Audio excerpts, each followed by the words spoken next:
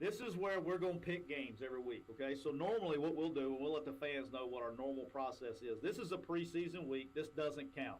So if you take our advice this week, be warned, this is on y'all. It's not on us. It's just what we think, okay? And I will let the fans know as coaches, the first couple of weeks are going to be kind of touch and go, but once we start watching games and getting things figured out, you will find games that are going to be very easy for you to watch. So with that being said, our normal process is each of us would pick 5 games. You can pick any 5 that you want, okay? And you're going to pick against the spread. You can pick over under. But then we're going to have a bonus pick each week, okay? Not this week because there's only 4 games. But starting next week, we're going to have a bonus pick to where you have to pick a money line from an underdog. So if the underdog is minus 3.5, 4 points, whatever it is, you're taking the underdog to win outright. You have to take one of those each week. And then we'll have a contest at the end of the year. We'll have a little competition. So sometime between now and next week, we got to figure out what the wager is. Friendly wager. All right. So we'll start. All right. And I'll go last. And I'll let Eddie. I already know where Eddie's going because he was arguing about the line because it's moved. All right. So we're going to leave it where it's at right now. Okay. But Nebraska is minus 6.5 at Illinois. The over-under is 56. Okay, Eddie, we'll let you start. I'll finish them up. I am going to go with Nebraska and minus 6.5, and I am going to go under 56. Oh, you doubling up? You gonna pick them both? Doubling up on that one. Wow. Okay, I like it. Go ahead, DJ. What you got on that game? I'm going with Illinois. You know, Illinois has a new staff. You know how hard that is to prepare for when you don't know what you're going to expect. You know, Illinois had recruited well with the old staff, so they have some decent players there. I just think that they're going to keep it within 6.5 or win the game. I am also going. I came really close. I love Illinois in this game. I'm taking Illinois plus the points, plus 6.5. I do like the under thought, but I'm not 100. And because Balima and his history, I do like the under thought there. But I'm going to state my official pick will be Illinois plus 6.5. I'll tell you something we haven't talked about, and this is why I'm taking Illinois. One, Illinois beat Nebraska last year. Okay, they didn't win many games, but they won that one. So there's going to have that confidence, and that affects teams. I don't care what anybody says. That they know that they can beat them. That's one. Two is it's at Illinois. Last year was a COVID year with no fans in the stands. I think that's going to be a real effect. It's been a long time since college kids have played in front of people. And first weekend college football. I mean, Illinois is not the place that's like known to be selling stuff out, but they got a new coach. First game, I expect a big crowd. I got Illinois at home, man. I like it. All right. Now, game number 2, Fresno minus 27.5. It's another big half point. 27.5 versus UConn at Fresno. Who you got, Eddie? I got Fresno minus 38.5. How about that? I like it. Yes, DJ, sir. what do you got? I got Fresno too. You got Fresno too. How about this? It's 27.5 points. And one of my favorite sayings is, it's not enough. They may beat them by 77. Okay? Like jump on that one. That may be one of my favorite picks. Dude, UConn didn't even play football last year. They're one of the very few teams that did not play at all last year. They were not in a conference, and they just didn't play. So any player that they did have is gone and has transferred somewhere else.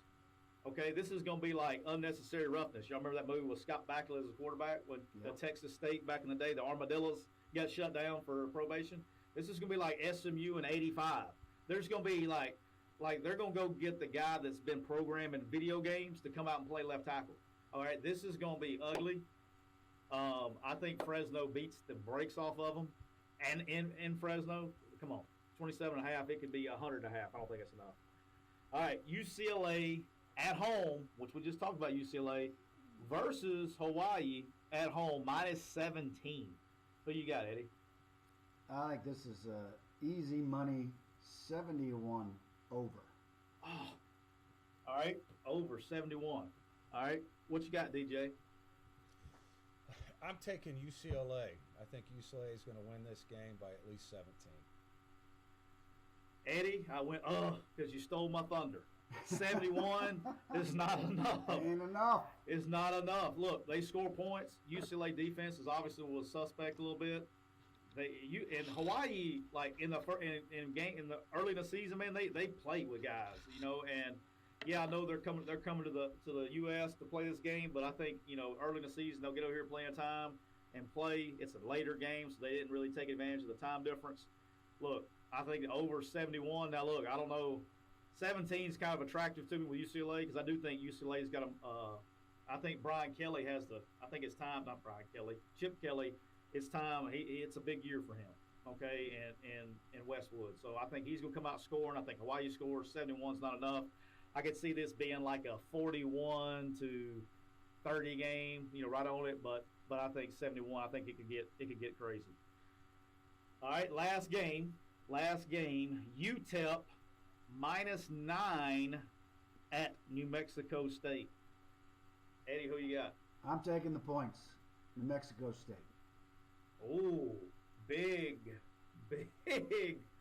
Okay, go ahead, DJ. That won't surprise me. Go ahead, DJ. I'm going with UTEP. I think they came out early last year and played well. We got a second year underneath the belt here, or third year underneath the belt here with Dana Dimmel. New defensive coordinator who I think is a really good coach, and Bradley Pivoto. They're really sound on defense now. I think UTEP's gonna win by 9 or more. I'm also going to let everyone know that UTEP -9 is not enough. Okay, I mean, New Mexico State. God bless them. They're not in the league. They're out there. They are struggling. Okay, they actually, what people don't know is they played a couple of games this past spring. I bet y'all didn't know that, did you? They actually played in the spring. They lost. They got their teeth kicked in by a 1AA team. Okay, and they played a D2 team and barely won. Okay, so I'm going with UTEP by 1,000. Like that may be my favorite game on the slate. I may go like a UTEP -9 and Fresno -27.5 parlay and not even watch the games because I'm just going to count my money later on. Like I know that's going to hit. But UTEP -9 is very easy. Maybe the easiest one on the slate for me. So it's either going to be me right or you right, Eddie. One of us on that one. But I'm impressed that you're taking New Mexico State +9. You got faith. I like that. Now, hey, another interesting thing though about this game. Have any of y'all ever been to New Mexico State to play? No. Not to play, but I've been there. I've been to Las Cruces. Right. So in the Sun Belt, we would have New Mexico State used to be in the Sun Belt, right? And so I've made a couple trips out to Las Cruces to play. You actually land. It's a very eerie deal. Okay, so you're actually landing in El Paso when you come in. Okay, so where UTEP is, and you feel like you're about to land in the desert. Okay, I mean like there's nothing around. And all of a sudden it's like boom, you hit a tarmac somewhere, and then the entire time that you leave El Paso, it's like an hour and a half drive across the border to Las Cruces. The whole time you're driving, like literally you're on a 2-lane highway, and on the right is this thing called America. On the left is this place called Mexico. Okay, and to see all the towns and stuff, it's very surreal. It's like you're not even like you're going out of country to play. It's a very weird deal.